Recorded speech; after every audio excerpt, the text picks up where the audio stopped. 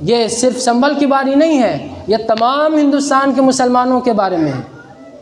کہ حالات بگڑتے جا رہے ہیں، ان کی باری پھر یہاں کی باری۔ ویسے تو کوئی بھی کلیم کر سکتا ہے، اسی گاؤں کے بارے میں کہا جا سکتا ہے کہ آج سے 500 سال پہلے یہاں سب ہندو رہتے، اب خالی کیجئے، یہ کوئی بات تھوڑی ہے۔ تو سوال یہ ہے کہ ہمارے ساتھ ایسا معاملہ کیوں ہو رہا ہے، ہر جگہ ایسا معاملہ کیوں ہے کہ مسلمانوں کے ساتھ، مسلمانوں پر مصیبت ٹوٹ رہی ہے؟ تو مسلمانوں کے ساتھ یہ جو معاملہ ہے وہ شرعی طور پہ اس وجہ سے بھی ہے کہ ہم اور آپ مسلمانوں کے اس کیٹیگری میں آتے ہیں جس میں ہم اور آپ نے کلمہ تو پڑھا ہے، ہم اور آپ نے اللہ کے قرآن پر ایمان تو لایا ہے، ہم اور آپ نے محمد الرسول اللہ صلی اللہ علیہ وسلم کی ذات اقدس پر ایمان تو لایا ہے، لیکن ہم شاید اس مغالطے میں ہیں کہ احکام نہ بھی مانا جائے تب بھی انسان مسلمان رہتا ہے۔ لیکن کچھ لوگ تو بالکل ہی ان چیزوں کے انکاری ہیں، وہ کہتے ہیں کہ ہم مسلمان نہیں ہیں، ہم کافر ہیں۔ لیکن کچھ لوگ مسلمان بھی ہیں اور احکام بھی ماننے کو تیار نہیں ہیں۔ تو جو لوگ ایسے ہوتے ہیں کہ ایمان بھی لائیں اور اللہ رسول کا نام بھی لیں اور اس کے بعد یہ کہیں کہ ہم اللہ اور اس کے رسول کا نام تو لیں گے لیکن احکام ہم نہیں مان سکتے، احکام کی جب باری آتی ہے تو منہ موڑ لیا جاتا ہے، جب اللہ رسول کے قانون کی باری آتی ہے تو وہ کہتے ہیں کہ نہیں، ہم سے نہیں ہو سکتا۔ تو پھر ان لوگوں کے بارے میں اللہ فرماتا ہے کہ ان لوگوں کو دنیا ہی میں عذاب دیا جاتا ہے، اور وہ عذاب یہ ہوتا ہے کہ مسلمان اپنی ساری تشخصات کے باوجود، اپنی ساری طاقت ہونے کے باوجود اس طرح سے ذلیل ہوتا ہے کہ شاید یہ قوم سب سے زیادہ غریب ہے، یہ قوم سب سے زیادہ پسی ہوئی قوم ہے۔ وہ اس لیے ہوتا ہے کہ اللہ فرماتا ہے وَلَا تَهِنُوا وَلَا تَحْزَنُوا وَأَنْتُمُ الْأَعْلَوْنَ إِن كُنتُم مُؤْمِنِينَ، کہ اگر تم صاحب ایمان ہو، اگر تم ہی مومن رہو گے تو سر بلند اور سر بکف تم ہی رہو گے، سر بلندی تمہارے سر پہ ہوگی، تاج تمہارے سر پہ سجائی جائے گی، اور اللہ اور اس کے رسول کی غلامی کرو گے تو عزتیں تمہارے لیے ہے۔ لیکن جب بھی تم اللہ اور اس کے رسول کی نافرمانی کرتے ہو، جب بھی اللہ رسول کا فرمان تمہیں اچھا نہیں لگتا ہے، تب اس قوم کے بارے میں اللہ نے کہا ہے کہ عذاب آئی ہے، اس قوم کو جھکا دیا گیا ہے، اس قوم کو پس کر دیا گیا ہے۔ یہی وجہ ہے کہ اقبال انہوں نے بڑی خوبصورت انداز میں کبھی کہا تھا کہ شکوے کے انداز میں کہا کہ صفحہ دہر سے باطل کو مٹایا کس نے؟ یہ جو مسلمان قوم ہے، جو اللہ رسول کے نام لیوا ہیں، ہم اور آپ جو محمد الرسول اللہ کی ذات پر ایمان لاتے ہیں، انہی کے بارے میں اقبال کہتے ہیں کہ صفحہ دہر سے باطل کو مٹایا کس نے؟ نو انسان کو غلامی سے چھڑایا کس نے؟ تیرے کعبے کو جبینوں سے بسایا کس نے؟ تیرے قرآن کو سینوں سے لگایا کس نے؟ تھے ہمیں صاحب اقدار اور ہاں تھے ہمیں تیرے نام پہ تلوار اٹھانے والے، تھے ہمیں تیرے لیے بزم میں چھانے والے۔ اور جب علامہ اقبال یہ باتیں کرتے ہیں کہ ہماری ہی تاریخ تھی، ہم نے ہی یہ کیا ہے، اللہ سے کہتے ہیں مالک ہم نے ہی یہ کیا ہے، ہمارے ہی باپ داداؤں نے یہ کام کیے ہیں کہ دنیا میں ہر جگہ اسلام کا پرچم لہرایا ہے، پھر ہمارے ساتھ ایسا معاملہ کیوں کہ ہر جگہ مسلمان ذلیل، ہر جگہ مسلمانوں کے ساتھ ظلم و جبر کا عالم، ہر جگہ مسلمانوں کو ستایا جائے؟ تو پھر آگے اقبال اپنے لہجے میں جواب دیتے ہیں، وہ اس وجہ سے ہے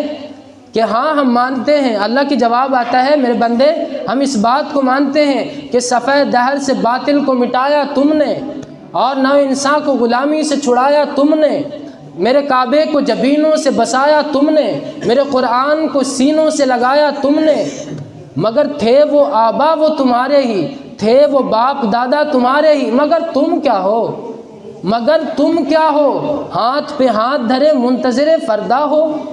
کہ شاید کوئی آئے گا جو ہمارے حالات بدل دے گا، کوئی آئے گا جو ہمیں بالکل اونچائی پہ لے کے چلا جائے گا، مسلمانوں کے حالات ٹھیک کر دے گا۔ ایسا نہیں ہوگا، تھے وہ آبا وہ تمہارے ہی، مگر تم کیا ہو ہاتھ پہ ہاتھ درے منتظر فردا ہو، اور ہر کوئی مست میں ذوق تن آسانی ہے۔ ہم مسلمان ہیں اور یہ انداز مسلمانی ہے، حیدری فقر ہے نئے دولت عثمانی ہے، تم کو اسلاف سے کیا نسبت روحانی ہے۔ وہ کہتے ہیں کہ ہاں ہم نے مانا کہ سارا کام تمہارے ہی باپ داداؤں نے کیا تھا، ہاں ہندوستان میں اسلام تمہارے ہی اسلاف و اکابر نے پھیلایا تھا، تمہارے ہی آبا و اجداد نے کئی جنگیں لڑی تھی، اور ایسے جنگیں لڑی تھی کہ تاریخ میں ایسی جنگیں دوبارہ نہیں لڑی گئی۔ اس کے باوجود آج ہمارا یہ حال کیوں کہ ہم کسی ایسے گلی سے گزرتے ہوئے ڈر لگتا ہے، آدمی اس لباس میں ٹوپی پہن کے کسی ایسے گلی سے گزرتے ہوئے ڈر لگتا ہے، ہمارے حالات ایسے کیوں ہو گئے؟ تو وہ کہتے ہیں کہ ہر کوئی مست ہے، میں یعنی ہر کوئی اپنی زندگی میں مست ہے کہ ہمارا گھر آباد رہنا چاہیے، ہمارے حالات ٹھیک رہنے چاہیے، اور ہمارا سب کچھ ٹھیک رہنا چاہیے۔ قوم اور اسلام کا تشخص، اسلام کی عزت، اسلام کا مرتبہ یہ ہو نہ ہو، ہمیں اس کے بارے میں فکر نہیں کرنی ہے۔ تو کہتے ہیں کہ ہر کوئی مست میں ذوق تن آسانی ہے، تم مسلمان ہو اور یہ انداز مسلمانی ہے، حیدری فقر ہے نئے دولت عثمانی ہے، تم کو اسلاف سے کیا نسبت روحانی ہے۔ وہ کہتے ہیں کہ تم کو اسلاف سے کیا نسبت روحانی ہے، تم نے اسلاف سے نسبت روحانی قائم نہیں رکھی ہے، تم نے توڑ دی ہے۔ تمہارے اکابر تو ایسے تھے جو رب کے لیے اپنا گھر بار چھوڑ کے، کوئی ایران سے آتا ہندوستان میں آ کے بستا، کوئی کہیں سے چلتا ہندوستان میں آ کے بستا، صرف اللہ اور اس کے رسول کے نام کو جگانے کے لیے۔ لیکن ہمارا حال کیا ہے؟ ہم گھر پہ رہ کے اللہ رسول کی فرما برداری کرنے کو تیار نہیں ہیں، تو ہمارے حالات کیسے بدلیں گے اور ہم پہ کیوں نہ آئے؟ یہ اسی وجہ ہے کہ وہ کہتے ہیں کہ اب کسی سے امیدیں نہیں رکھی جا سکتی کہ کوئی ہماری آ کے باہر سے مدد کرے گا، مسلمانوں کے حالات ٹھیک ہو جائیں گے، ایسا نہیں ہونے والا ہے۔ اس سے برا وقت کیا آ سکتا تھا کہ فلسطین میں جو غزہ کا بارڈر ہے اس کو تہس نہس کر دیا گیا، کون مسلمان ملک کھڑا ہو کے یہ کہدا کہ ہم تم سے لڑیں گے؟ کسی میں جرت نہیں پیدا ہوئی۔ تو اسی لیے کہا جا رہا ہے کہ جب اس کی مدد کے لیے کوئی نہیں پہنچا تو ہندوستان کے مسلمانوں کے لیے بھی کوئی نہیں آئے گا۔ اور یاد رکھو، اگر اپنا وقت سنوارنا ہے اور اپنے لیے اگر اپنی قوم کو عزت دلانی ہے تو تمہیں یہ شعر یاد رکھنا پڑے گا کہ آسماں جلتی زمین پر نہیں آنے والا، اب یہاں کوئی پیغمبر نہیں آنے والا، اور پیاس کہتی ہے کہ ریت نچوڑی جائے۔ یعنی ہمارے حالات ایسے ہیں کہ کہتے ہیں کہ ہمارے پاس جو بھی ہے، ہم جو بھی اسلام کے لیے کر سکتے ہیں، ہم جتنا اسلام کو عزت کے لیے لگا سکتے ہیں وہ لگا دیں، اس لیے کہ پیاس کہتی ہے کہ ریت نچوڑی جائے، اپنے حصے میں سمندر نہیں آنے والا، اور اپنے کعبے کی حفاظت تمہیں خود کرنی ہے، اپنے کعبے کی حفاظت تمہیں خود کرنی ہے، اپنی مسجد کی حفاظت تمہیں خود کرنی ہے۔ اب ابابیلوں کا لشکر نہیں آنے والا،